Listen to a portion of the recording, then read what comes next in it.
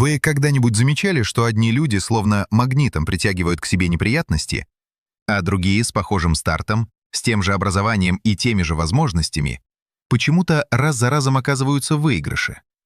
Мы привыкли объяснять это удачей, связями, обстоятельствами. Но нейронаука говорит кое-что другое. Она говорит, что главный фильтр, через который проходят все ваши решения, все отношения, вся карьера и даже здоровье — это характер. Не в бытовом смысле, не хороший или плохой, а как набор нейронных настроек, которые ваш мозг начал формировать задолго до того, как вы произнесли первое слово. Само слово «характер» пришло из древнегреческого и буквально означало «отпечаток», «чеканка». Греки интуитивно угадали суть. Характер — это и правда отпечаток, только не на металле, а на нейронных сетях. Это уникальная конфигурация связей между миллиардами нервных клеток, которая определяет, как именно вы воспринимаете мир, реагируете на стресс, принимаете решения и строите отношения с другими людьми. И вот что по-настоящему интересно. Этот отпечаток начинает формироваться еще до рождения. Когда говорят «он родился с таким характером», это не совсем народная мудрость. Это, как ни странно, частично подтвержденный нейробиологический факт. Исследования новорожденных показали, различия в структуре нейронных сетей видны уже в первые недели жизни. У одних младенцев фронтопариетальная сеть, отвечающая за внимание и эмоциональный контроль, уже активна и хорошо организована. У других она работает иначе. Это не значит, что один ребенок лучше другого. Это значит, что мозг каждого человека приходит в мир с уже готовым черновиком — темпераментом. Темперамент — это биологическая основа характера, его фундамент. Он определяется генами, которые влияют на дофаминовую и серотониновую систему мозга. И именно от этих систем зависят базовые настройки. Насколько вы чувствительны к новизне, насколько тревожны, насколько зависимы от одобрения окружающих. Психиатр Роберт Клонинджер из Вашингтонского университета описал это через 3 оси темперамента. Первая — поиск новизны, за которую отвечает дофамин. Вторая — избегание вреда, которое связано с серотонином. Третья — зависимость от вознаграждения, где ключевую роль играет норадреналин. 3 нейромедиатора — 3 фундаментальных настройки, с которыми вы появляетесь на свет. Но темперамент — это только черновик. Дальше начинается редактура. Представьте мозг ребенка как густой дикий лес. Миллиарды нейронных связей разрастаются во всех направлениях, без порядка и системы.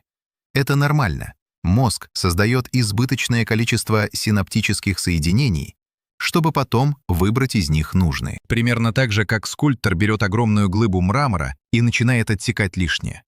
Этот процесс называется синаптическая обрезка.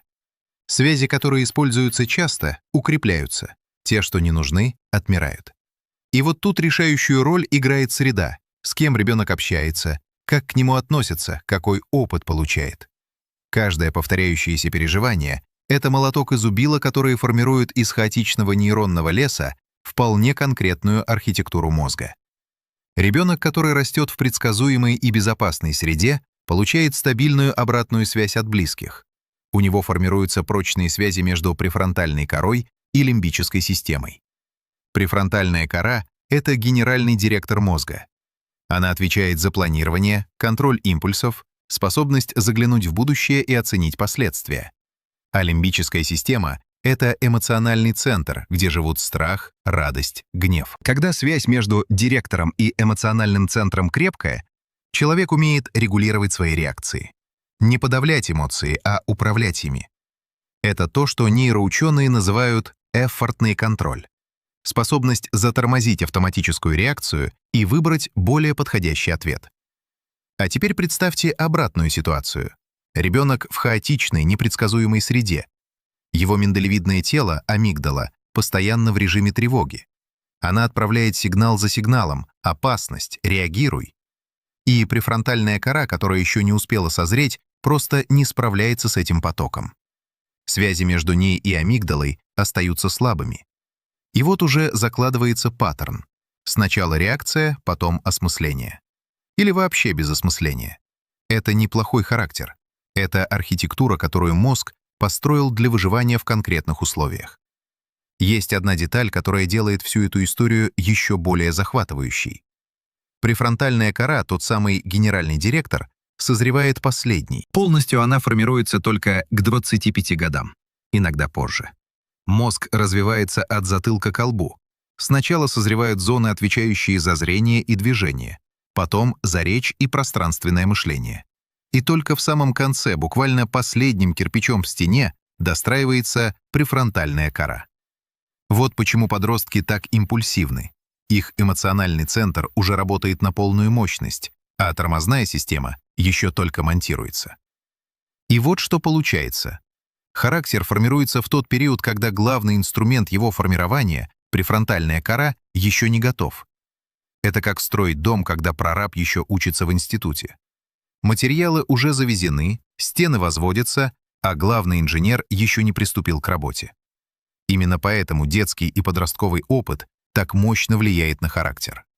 Не потому, что дети впечатлительные, а потому что в этот момент мозг буквально укладывает фундамент нейронных магистралей, по которым потом будут ходить все решения, все эмоции, все привычки. И когда фундамент готов, перестроить его уже очень непросто. Но характер — это не только про эмоции и импульсы. Это еще и про то, как мозг распределяет ресурсы. Здесь на сцену выходит нейрохимия. Дофамин — нейромедиатор, которого все знают как молекулу удовольствия. Но это не точно. Дофамин — это молекула предвкушения. Он выделяется не когда вы получаете награду, а когда вы ее ожидаете. И от того, как работает ваша дофаминовая система, зависит очень многое в характере. Люди с высокой дофаминовой активностью тянутся к новизне. Им скучно на одном месте. Они ищут приключений, легко меняют работу, партнеров, города. Их мозг постоянно требует свежих стимулов, потому что привычные перестают вызывать дофаминовый всплеск. Нейроученые связывают это с активностью вентрального стриатума и медиальной орбитофронтальной коры, зон, которые составляют систему вознаграждения мозга. На противоположном полюсе серотонин. Он связан с ощущением стабильности, безопасности, удовлетворения тем, что есть. Люди с хорошо настроенной серотониновой системой спокойнее, терпеливее, меньше тревожатся. Но когда серотониновая система работает с перекосом, мозг начинает видеть угрозу там, где ее нет. Повышается тревожность, осторожность переходит в избегание, а осторожность — в паралич.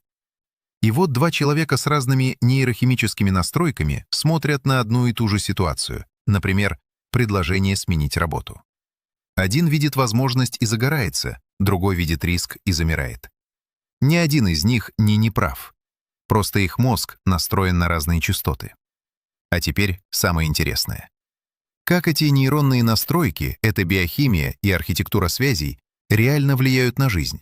Не в теории, а по данным исследований, которые длились десятилетия. В 1921 году стэнфордский психолог Льюис Терман начал одно из самых длительных исследований в истории науки.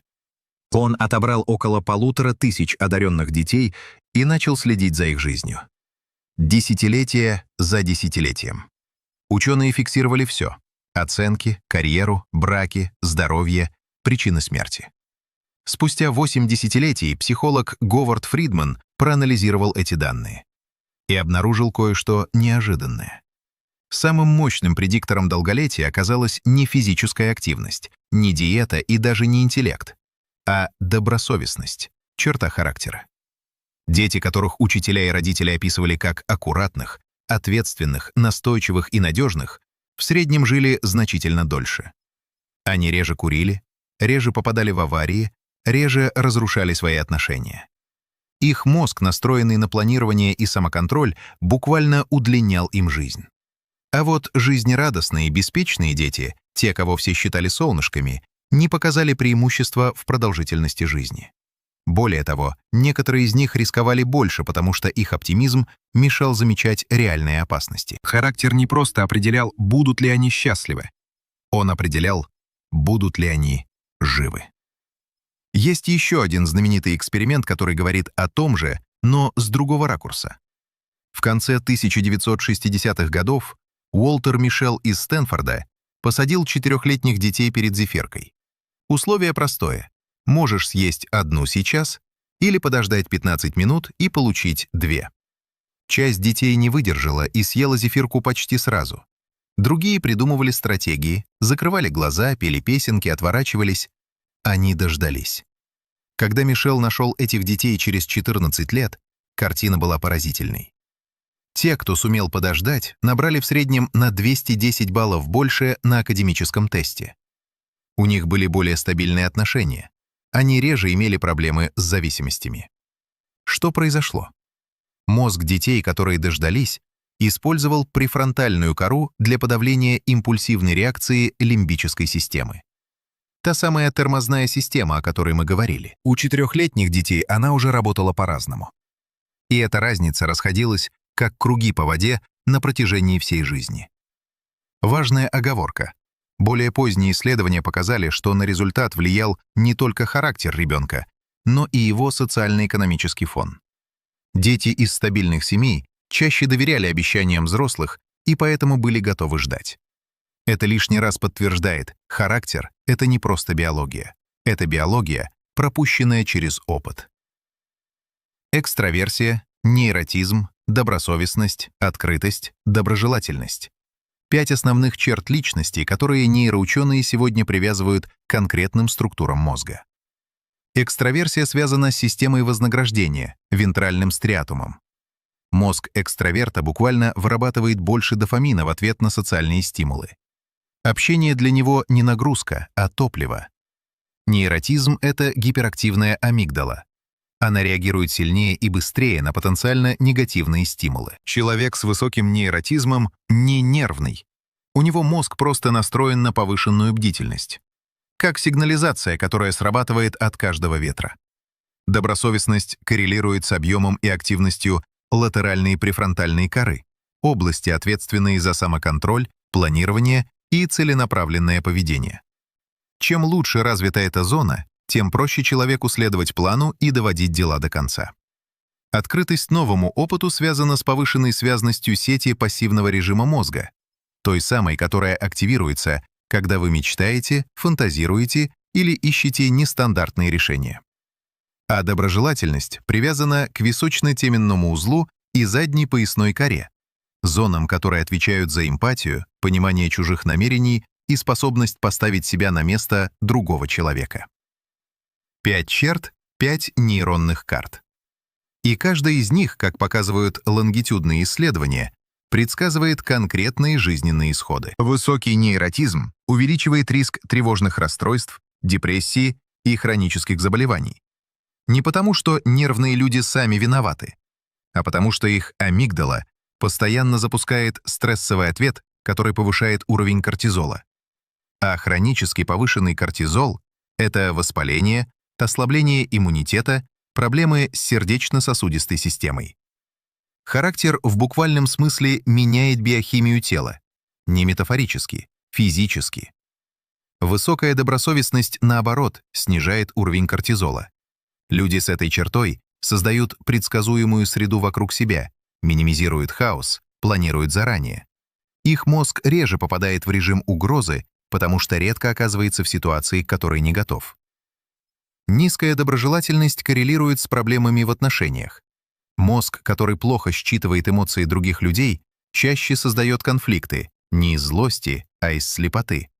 Он просто не видит то, что очевидно для людей с более активным височно-теменным узлом. Экстраверсия предсказывает карьерный успех и, шире, социальный капитал. Мозг экстраверта настроен на социальные награды, и поэтому он естественным образом создает связи, выстраивает сети, находит союзников. Не потому, что умеет общаться, а потому что общение для его мозга — это эквивалент еды для голодного. Он к нему тянется инстинктивно. Но есть и хорошая новость. Может быть, самая важная новость во всей нейронауке последних десятилетий. Характер — не приговор. Мозг обладает свойством, которое ученые называют нейропластичности. Он может перестраиваться. Не бесконечно, не мгновенно и не без усилий, но может. Новые нейронные связи формируются на протяжении всей жизни. Старые, если их перестать использовать, слабеют. Исследования показывают, что структура коры головного мозга меняется с возрастом, и эти изменения связаны с изменениями личности. Ученые из Кембриджа обнаружили, что более быстрое утончение коры в определенных зонах ассоциируется с взрослением личности, ростом эмоциональной стабильности и добросовестности. Мозг в буквальном смысле отсекает лишнее, чтобы стать эффективнее. Роберт Клонинджер разделил личность на два уровня: темперамент, врожденный, связанный с лимбической системой, и характер, сформированный опытом, связанный с неокортексом. Темперамент, по Клонинджеру, почти не меняется, но характер — три его измерения — самонаправленность, кооперативность и самотрансценденция — могут развиваться всю жизнь, потому что они обслуживаются теми зонами мозга, которые наиболее пластичны: медиальной префронтальной корой, верхневисочной извилиной, предклинием. Другими словами, биология — это стартовая точка, но не пункт назначения. Характер — это не метка, которую вам наклеили при рождении. Это живая, дышащая нейронная архитектура, которая строилась годами, генами, которые вам достались, средой, в которую вы попали, решениями, которые вы принимали или которые принимали за вас. Каждая черта характера — это не абстрактное слово из учебника, а конкретная конфигурация связей между префронтальной корой, амигдалой, стриатумом, височными долями. И эта конфигурация не декорация, она работает каждую секунду, фильтруя реальность через свой уникальный набор линз. Ваш характер определил, на какую работу вы устроились, кого выбрали в партнеры, как реагируете на критику и сколько кортизола плавает в вашей крови прямо сейчас. Он влияет на то, как часто вы болеете, и, если верить данным Термановского исследования, даже на то, сколько вы проживете.